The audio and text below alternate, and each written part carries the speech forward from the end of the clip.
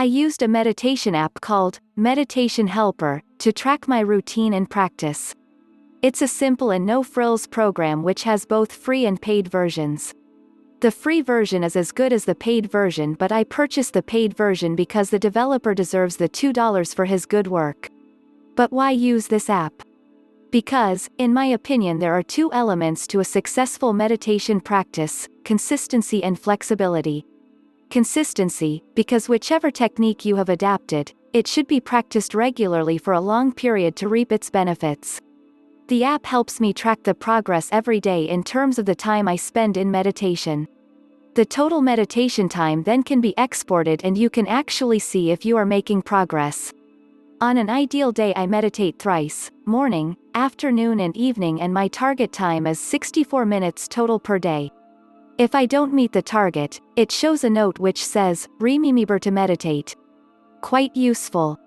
Flexibility, because if you are doing multiple practices, there can be separate profiles for each type. If I somehow miss the morning and afternoon sessions, I can go to a 64-minute profile and still stay in target. I find the app very convenient. Now, there are fancier apps like Headspace. There seem to be a lot of admirers for these apps because they help you get started with meditation. Kinda like trainer wheels on the bike.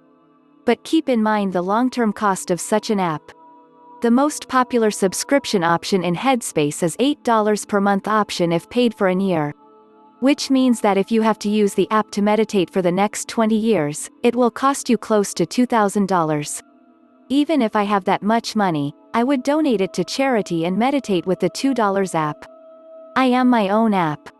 My journey to mastery requires my personal discipline, determination and dedication. I do not depend on any artificial intelligence. I choose to develop my own intelligence. This is not an easy task and it is not for the faint of heart. I confess I am a crazy person.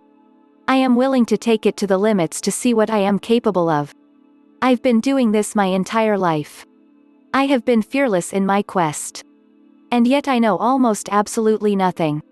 I am humbled by what I don't know, yet determined to learn. You can begin your meditation adventure by simply sitting in a quiet space and focusing on your breathing. You certainly don't need an app for that. You could not live if you did not, please. The problem is that we do not recognize the power of our own breath. And we do not need to be guided to breathe. There are two types of breathing. If you breathe in and hold your breath, that is known as positive breathing. That is because when you hold your breath it's like fanning a flame to create fire. The second kind of breath is known as negative breathing. That is when you breathe out all of the air in your lungs and attempt to hold it out as long as possible.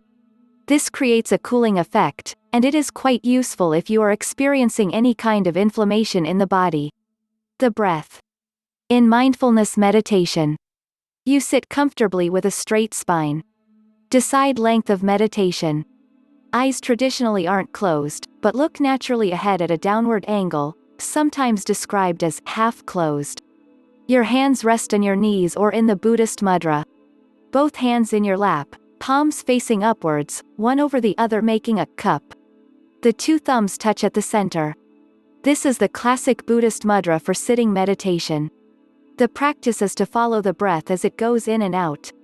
When you find yourself distracted by thoughts, feelings, worries, etc., you return your awareness to your breath. You can research meditation online, lots of valuable information and authentic teachings.